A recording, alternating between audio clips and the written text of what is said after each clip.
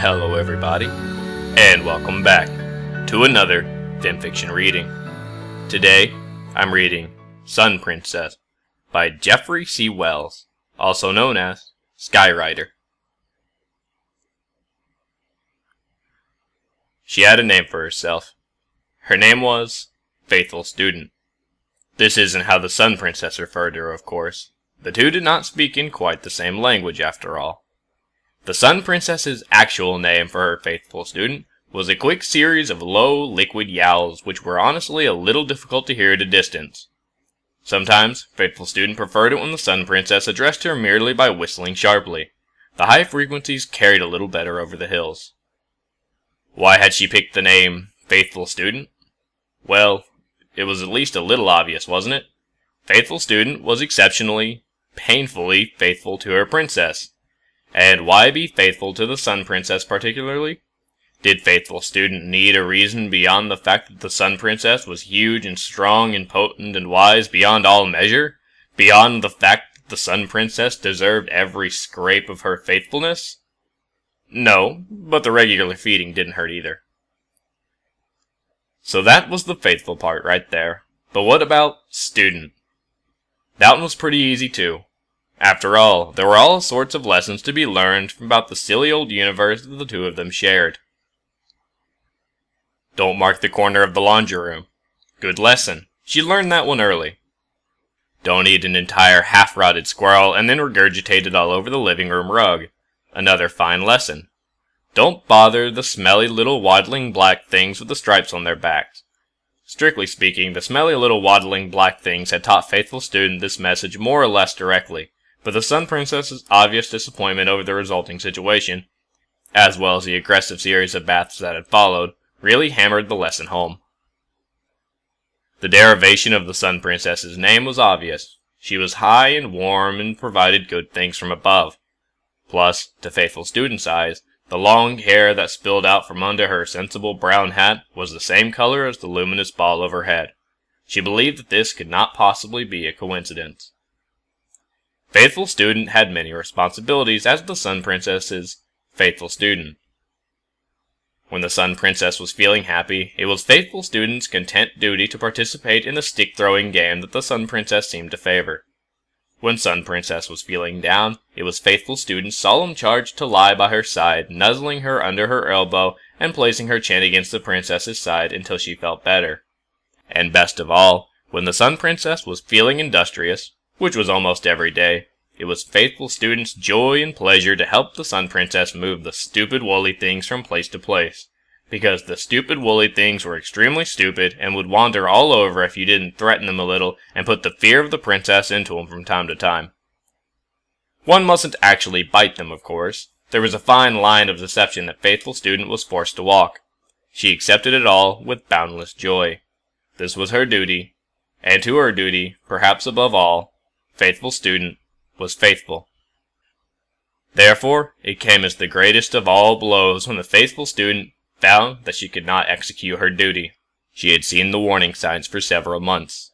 Joints that didn't spring back to working trim quite as quickly as they used to. Eyes that had, truth to tell, become a little foggy of late. Ears that didn't pick up on the little details the way they should.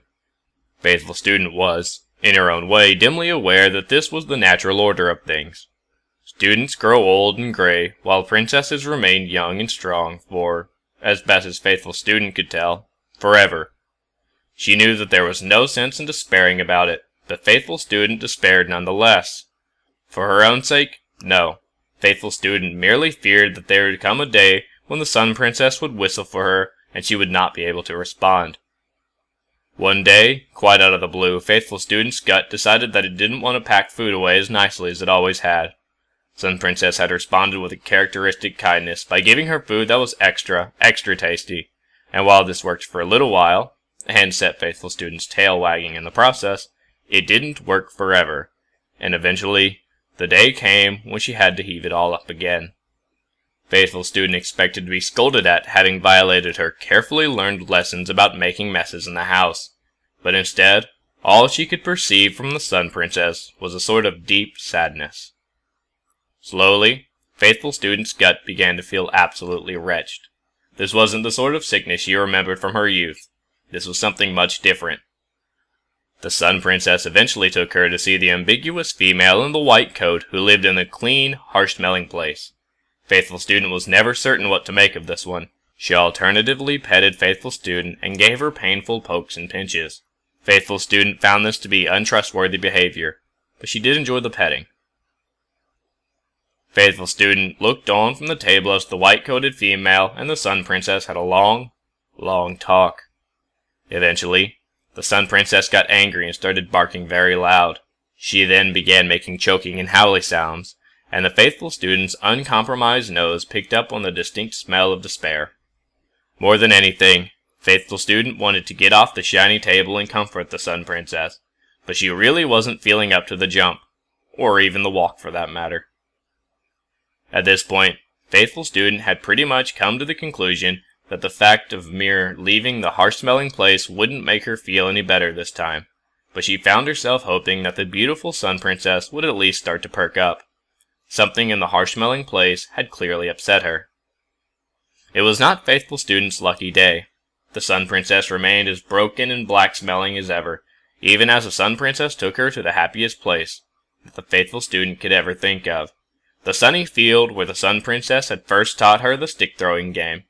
The field was warm, the princess-like sun was high overhead, and the field was full of good smells and chaseable birds. Faithful Student idly found herself wishing that there were better conditions to appreciate these things. But no, even if she had been in the perfect health, the Sun Princess was despairing for some reason, and it was Faithful Student's job to stay by her side. The princess set Faithful Student down in the sweet-smelling, clovery grass of the field, lay her head across Faithful Student's back, and howled. Moisture dripped down from her big gray eyes, and the deep scent of her sorrow washed over Faithful Student as the princess spent her sadness onto the grass and onto Faithful Student's shaggy sides. Faithful Student wagged her tail, despite the fact that even the small of a gesture made her hurt a little. "Don't worry, Sun Princess. I'm here. Whatever it is, I will make it all better." She wasn't sure that this was true, but it was nonetheless a necessary thing to say. There was a fine line of deception that Faithful Student was forced to walk. Time passed. The tears stopped eventually, and Sun Princess held her Faithful Student close as though she never wanted to let go. The warmth of the princess's body felt good to Faithful Student's aching belly, and gradually she found herself drifting off to sleep, clutched there in her princess's embrace. Sleep was good. Sleep made the pain go away. And then suddenly a thought struck Faithful Student. For the first time in her short little life, she began to wonder what it would be like to go to sleep and not wake up again. An impossible concept at first. Faithful Student still had many jobs to do for the Sun Princess, which she would most certainly get back right to doing as soon as she was back on her game. But what if? What if such a thing were to happen? Something close to the dread began clawing at Faithful Student's mind. From a very early age, she had thrown herself heart and soul into being the absolute best student she could be. She had taken all the princess's lessons to heart, and even when she had occasionally slipped up, like that one mishap with the bag of potatoes, she had always striven to better herself in the eyes of her perfect, beautiful, ageless teacher. She knew that she was nowhere near perfect yet. If one could really go to sleep and never wake up again. If she would, eventually and effectively, stop being her princess's Faithful Student. What had been the point of it all? What was the point of all her lessons? All the happy times that she and the princess had shared? What was the point if it was going to end like this? The doubt was short-lived. What was the point, she asked? The princess was the point, as she always was. The princess would remember all of the lessons she had learned, and the princess would remember the good times. The princess would remember her. The thought gave Faithful Student a small measure of comfort against the grim aching of her belly, and she gave herself over to sleep, there in the princess's embrace. At least there would always be someone to remember her. At least something in this silly old universe would last forever. The end.